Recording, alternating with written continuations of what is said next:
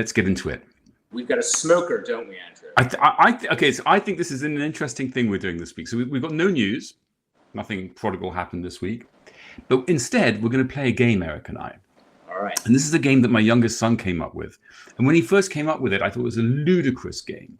He came up with just a random number, a budget.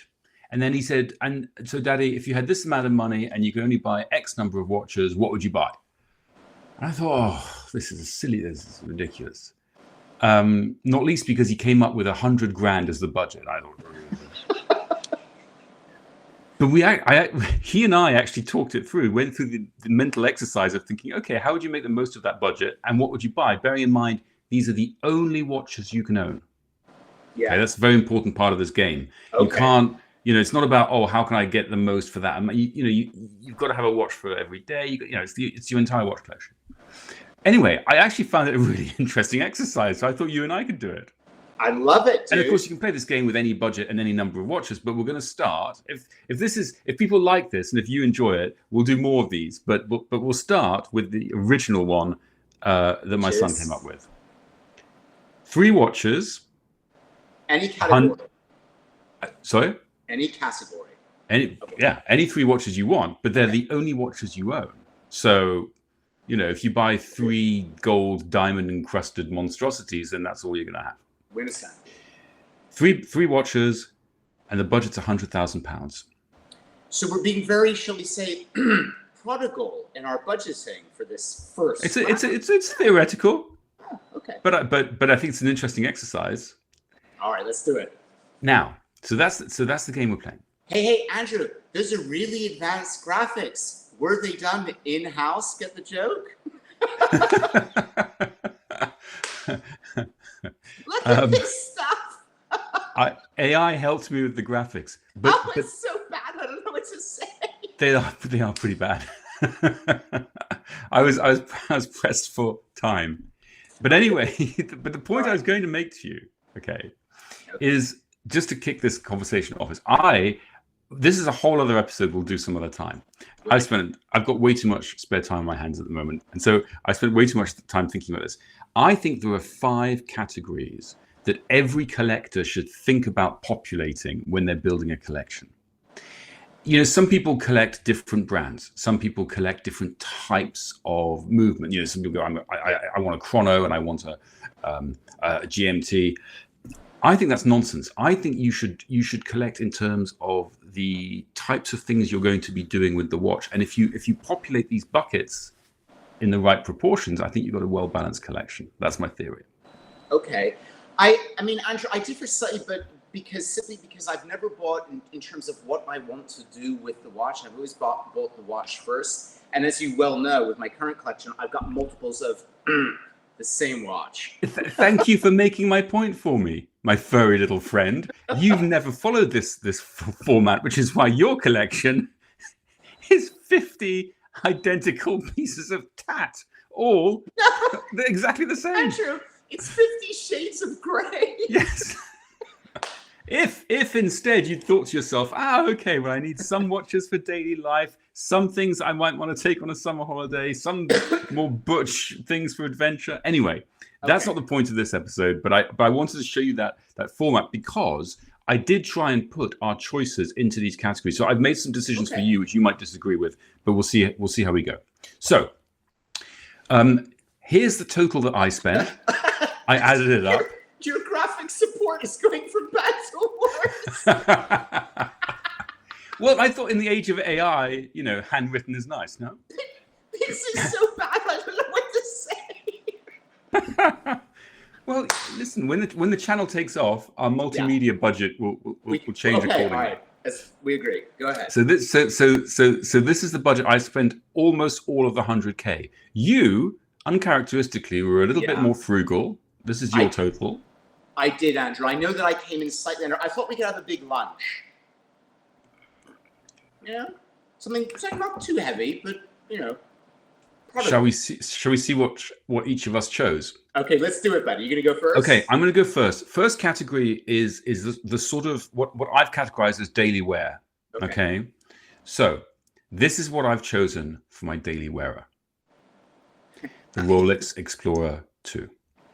And my thinking here is, this is by far the most interesting, original model that they currently make. It has one of my favorite complications, which is the GMT. I love being able to travel with this and always know where my home time is. It's subtle enough that you can just about get away with it with a suit, and it can look a bit smart, and it's not huge. It'll fit under a cuff and that kind of thing. This watch will pretty much do anything, but it also has a sense of adventure, and as I say, a sense of originality.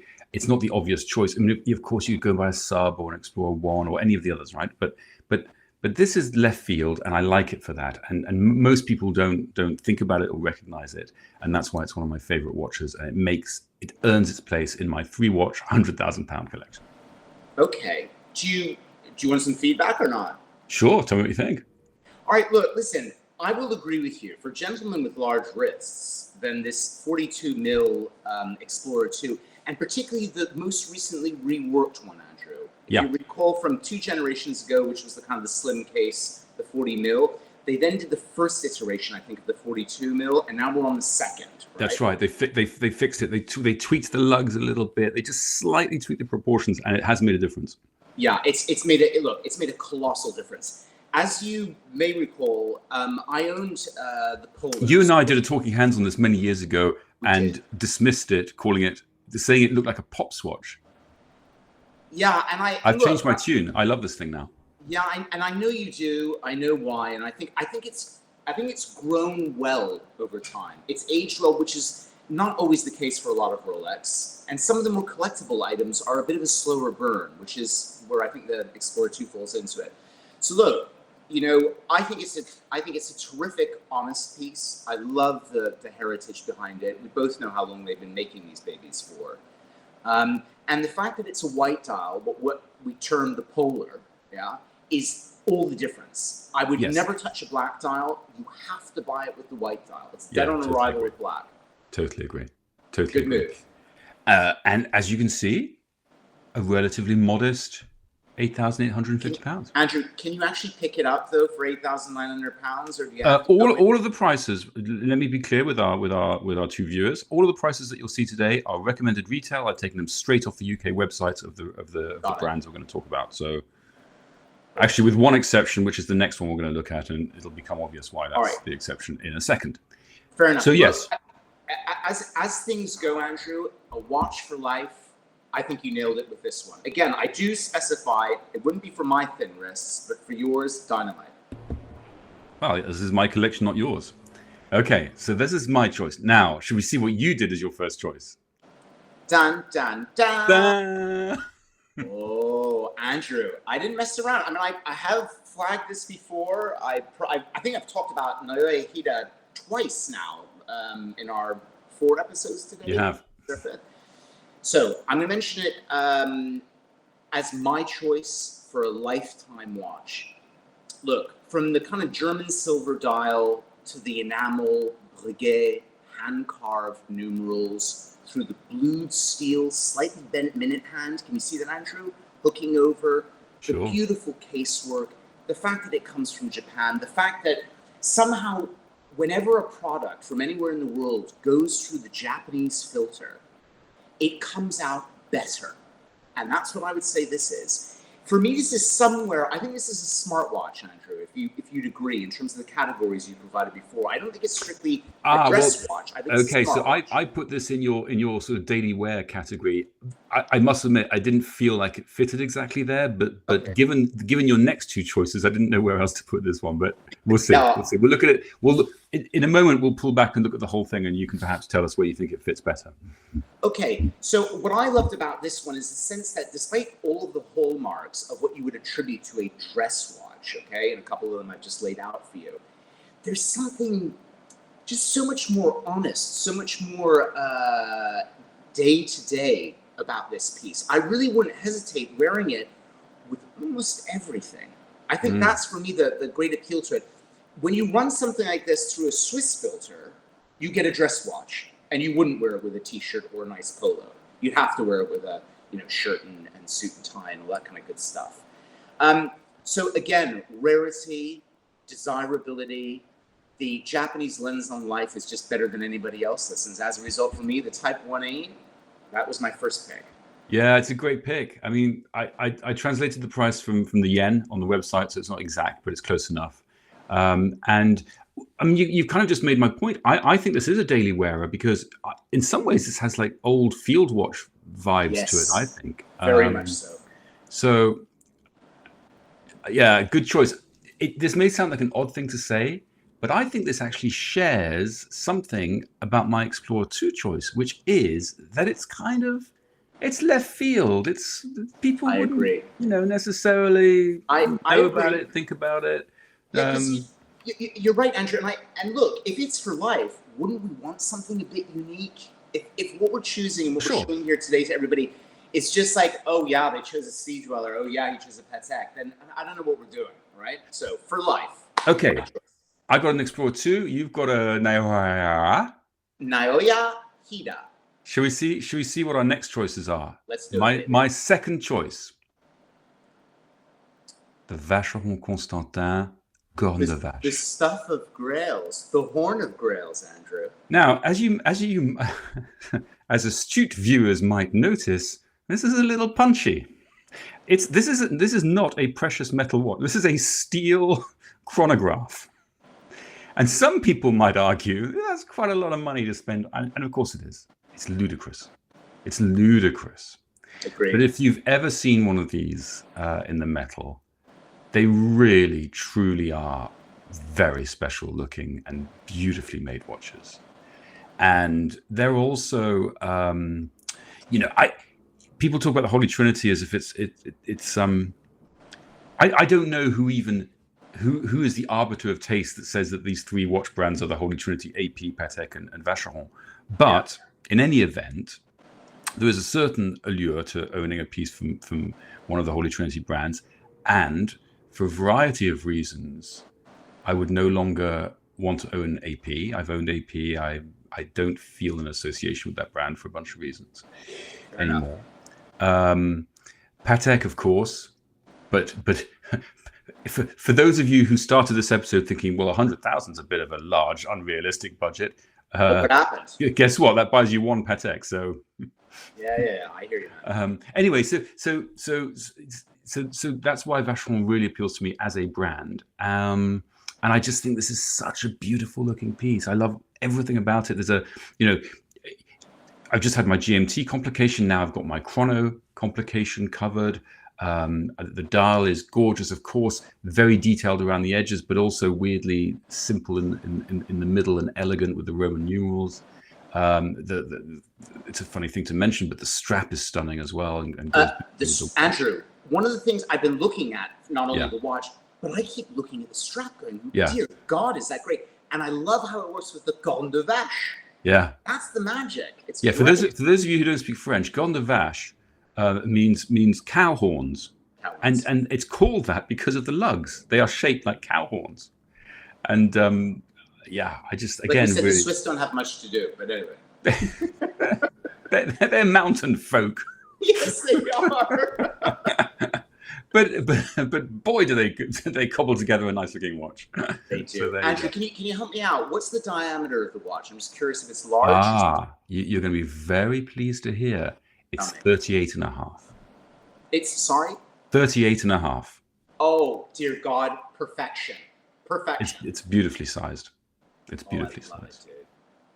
So that's my second choice. And I've put this in the sort of smart category. So, when you're feeling a little bit, you want to dress up a little bit, make a bit of an effort. It's kind of smart. Bisset béger, as the French would say.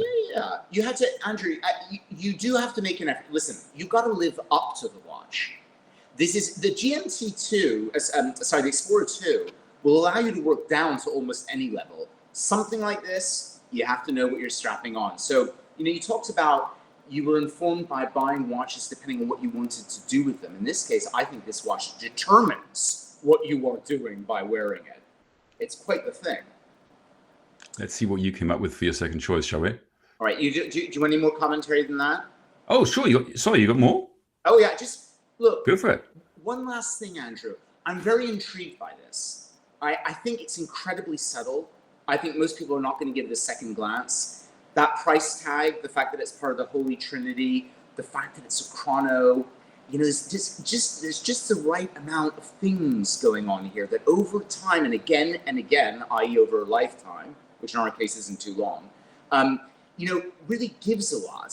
And I think, again, to the credit of the choice that you made here, much to uncover, much to reveal. It's not the kind of thing, I think you look at this in a storefront, and I think you have to know what you're looking at to see it. Otherwise, you'll walk right by it. A couple of people on the Watch League app had actually swiped left on it, said they didn't like it. And I just don't understand how you can look at that watch and not love it. I just don't know. Well, refinement. And again, it's not for everybody, Andrew. I don't immediately look at this and go, I want it. But the more I'm looking at it in the course of this conversation, the more intrigued and attracted I am. And like I said, that strap, my God, it's almost worth it alone. Honey. Yeah, 100%. Okay, let's see what you've got for your second choice. I'm excited. All right. Whoa! Andrew, I didn't want to mess around. Now, you talked about the Holy Trinity being Vacheron, Patek, Audemars. Yeah. I think it's criminal that Jaeger-LeCoultre has always been left out of that. In fact, I think it's a mistake. It's an error. This is the watch lover's watchmaker. What's the expression again? The watchmaker's watchmaker. Okay, so they recently launched their Master Control series, right? The chronomètre, and they delivered something I didn't think was possible. A genuinely fresh approach to an integrated stainless steel case bracelet. Yeah. Andrew, I thought at this point, listen, mate, we're saturated. I'm collecting all the stuff from the 60s and 70s with integrated bracelets, whether it's the Oyster Quartz or any host of Seikos and Citizens you can imagine. But on the market here today, and I think the viewers should note that we did pick things that are available here and now, right? It's not stuff that's recently been discontinued. But that's right. We deliberately chose stuff that you could walk into a boutique and buy, and because as soon as you get into used or vintage, it gets complicated. Agreed. Too complicated. So this comes out, Andrew. Not only is it under 1 centimeter in depth, it's got this incredible bracelet going on, and then we get to me what Jaeger-LeCoultre has always done better than everybody else. They are more minimalist, than the minimalists out there. I've never seen anybody able to pare down hands, indices, dial work, numerals. The restraint shown is mind-boggling. And then you've got this blue-gray dial in the background, and very simple, Andrew. 2 sub-indices, one with a power reserve, one with the date, and it says, there we go, harmony. Pared down to the bare minimum. The bracelet almost does more talking than the actual design of the dial, and I freaking love it for that. So that was my second choice. Yeah, it's a great choice. It's a great piece. Yeah, well done. Couple of observations. Everyone raves about the comment you just made about, Jaeger should be part of the Holy Trinity. There's such a special brand. Etc. Yeah, kind of. Except, I genuinely worry that Jaeger has a little bit of a quality issue. I personally have only ever had trouble with Jaegers that I've owned in terms of reliability. They've all had to go back to the shop to be regulated. Okay. I have a friend who has a Jaeger chrono, and he's had it's been back twice, and still isn't. And of course, these are anecdotal, very small statistics and anecdotal. This is not reliable data by any stretch. But the other thing is that you could excuse that, I think, and you could really embrace Jaeger a few years ago when their prices were still noticeably lower than any of the other competing brands. They've changed that over the last few years. Now their prices are, in some cases, almost twice as much as they used to be, right? All right. Andrew, I think the humble Reverso starts at like 8K now. Okay. I can think of 2 things to this. You say it's anecdotal, but I think folk know that we know a lot of fellow watch collectors and enthusiasts. So if you mention you've had issues with your Jaeger, a buddy has had it too. I've had a number of Gégé. I've never had a problem, but I didn't own it long enough probably for any to develop. I've owned, I think, 3 in total over time. So the observation I want to make is as follows. I know this is a new piece, but given the price increase that you've talked about, and given how fast Gégé Lecoutre lose in value, always buy Gégé Lecoutre second hand. Always, always, always. You have to be an idiot to go buy this new, even though I just said I would. It's fictitious money. Even though for the purposes of this game, you're going to spend £15,300. But I would spend that for this. One other point I'd make, this is just a personal thing. So this may sound odd from someone who owned and absolutely loved, still does, VAP Royal Oak. But I don't think I'm really an integrated bracelet kind of guy, despite that. And in fact, whenever the design integrates the bracelet, in my mind, too much, I go off it. And this is one of those designs where they've almost done too good a job. It's too integrated. Fair enough. And I don't personally like that look, but that's subjective. Do you, Andrew? Well, okay, but let me ask you this: divorce the integrated part. Do you like the bracelet design? Because it's stunning. It's stunning. Okay. My son and I are going to Gégé next week because they've got the collectibles collection in the London boutique, and so we've been invited to go have a look at it. And this is one of the pieces that I want to go and touch in the metal. I've only seen it on video, but it looks incredible. It's and Andrew, under 1 centimeter thick, it's going to drape over your wrist. I mean, this is. I generally thought nobody could design an integrated bracelet with any element of originality. Everything is riffing off something else, which pulls from something else, and okay, they're all asleep at the wheel. This blew it wide open. Didn't think it was possible, so I love it just for that. Okay, we need to move on because we're running out of time, and we've left the best till last. All right, Andrew, come on now. Third choice for Mr. Carrier. Third choice for me. I've put this in my dressy column. Oh! Now, everything I've just said about Gégé Lecoutre may now sound somewhat hypocritical when I say that this is my freaking grail watch. So think about this. GMT, chrono, and this, the ultimate complication, the perpetual calendar. You love your complications, dude. I like them. Look, yes, I do. I mean, I like a 3-hander as well, but I do. And if I'm only going to have 3 watches, I'd like an example of each of the sort of complications that interest me. Now, of course, I would like a Patek perpetual calendar, but then I would have blown my entire budget on one watch. So this is my compromise, and it doesn't feel like a compromise at all. No. You change the logo on that dial, write Patek, and no one would question it. It's just as elegant, just as beautifully designed as anything to come out of Patek Philippe, perhaps more so. I think this is absolutely beautiful. And I choose it in rose gold. Oh, Jake. That's exactly the watch I would have. I'd have it probably on a brown alligator rather than the black. But other than that.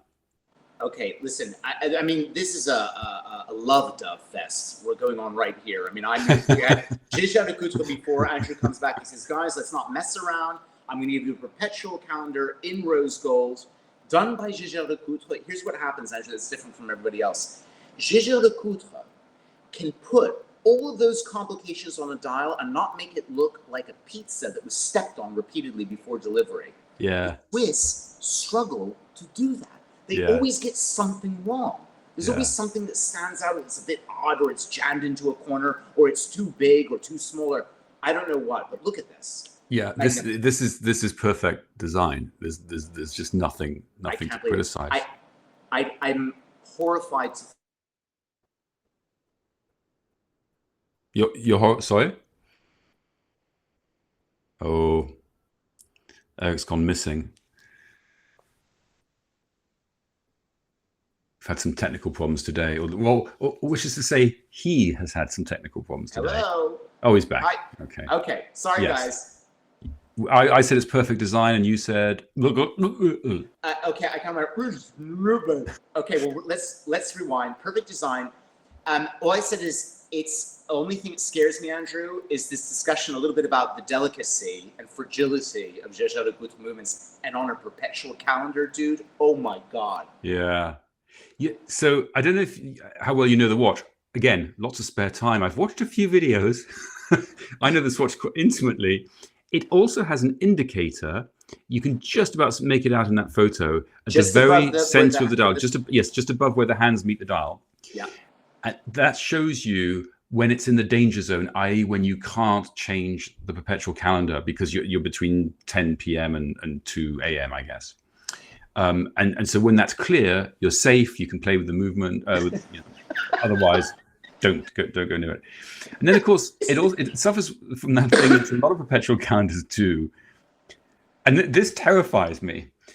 As you're setting the date, if you go too far, if you inadvertently, add a year or something, there is no way of going back. IWC have recently fixed this. On their perpetual movements, you can now go back as well as forward. But on most, including this one, you can only go forward. So, if you decide to adjust the date on your watch after you've had a couple of martinis and you inadvertently, you know what happens? The only way to fix it, they say you can either wait it out. You literally just wait for time to catch up with the watch. Or it has to go back to Jaeger and their watchmaker needs to fix it. All right. So listen, Andrew, again, this is to be treated with the utmost care, and whatever you do, don't change the freaking date after a couple of martinis. Yeah, that's right. Beautiful. Okay, let's move on because we've still got your last choice to see. Here we go. Whoa! Oh, baby, give it to me, as Jim Carrey would once say. You really blew the budget on this last one, didn't you? Yeah, and Andrew, you said for life. You and I have arrived at an age now where there are different kinds of dials, different kinds of watches, complications, and materials. Most importantly, gold, which you and I would never have touched when we were in our 20s when we first started all this crap. You're right. I don't think you can wear gold as a young guy. I think you need a certain gravitas. I don't know. You need a little something, Andrew. So what I thought was, what could be more middle-aged up yours than rocking up with a yellow gold Audemars Piguet? And instead of going gentle into that good night, Andrew, with your little Patisserie dial and all your bullshit, you come and you say, you see this, guys? Mind in the Congo. Malachite, baby. Take that. And I'd never even seen this. I didn't know they made this dial. I'd never seen it until you brought it up. But so look, Andrew, this thing, brilliant. And by the way, I was very careful. 37 millimeters. Anything larger in the AP Royal Oak sizing for me is too big. The combination of, you talked about an integrated bracelet plus case design and how it can very quickly overwhelm the watch. Audemars Piguet suffer from that. It's their great selling point, but it's their great weakness. You're not careful, it eats the watch. My Jumbo, right? The watch they called the Jumbo was still only 39 mils. And it wore huge on your wrist, dude. Yeah, I have large wrists and you wore fine. Yeah, it wore well on me. But yes, no, I agree. It's a good size for you. It's a bit, so I thought 37, but where I really lose myself, we can talk all day long. Yellow gold, does it suit? Yes, no, hold on, it's a bit much, it's a bit bright. Like, guys, but a malachite dial, look at the natural swirls in that thing. Look at how much you melt into something like this. You can go skating. You wouldn't want. It feels. It's a bit like. If you don't get the tapisserie dial on a Royal Oak, doesn't it feel like you're missing an essential ingredient of that design? It's why I got it. I didn't want to. That's also, again, it's a function of kind of where I am. I've owned an AP before many years ago. I've seen enough tapisserie dials to last a lifetime. Now, remember when we reviewed the Timex, the quartz piece, the, what is it called? The Artist One or the Concept One? I can't remember, but it's the latest Atelier version from Timex. Yeah. And even they've got this kind of stamped thing with the little squares on it. And all this kind of. Well, listen, you could buy this and then maybe get a Royal Pop for your tapisserie dial fix. I'm not sure about the Royal Pop, but I could get something for what remains. But Andrew, I thought, go big, go bright. You could bury me with this thing. I would just be laughing into the sunset years of my life. I salute you. You'd have to move to Miami, obviously. Well, it's almost 40 degrees here in Brussels, so I don't need to go nowhere. I just need to sit here in my underpants. No, but I think this thing needs, pina coladas, palm trees. Yeah. Andrew's getting tropical in Europe right now, dude. I didn't even go anywhere, but I'm telling you, you could rock this. What a piece. I admire your chutzpah. No, chutzpah. Chutzpah. Sorry, my Yiddish is a little rusty. All right, let's have a look at where we are then. Oh my God! Look at the graphics, guys. Here we go. Okay. Well, I mean, look, it's all subjective. But I so there's no winners or losers here. But I don't want to be too self-congratulatory. But I think we've put together a phenomenal collection here. It's not bad. And again, Andrew, I mean, you're all Swiss, and I got 2 Swiss and 1 Japanese, which I'm very proud of, by the way. I wanted something from the land of the rising sun.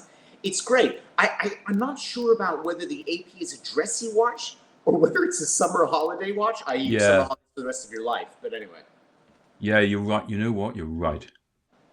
I'm going to put it Ta-da! here. There we go. Fixed in real time. Oh, I love it. And arguably,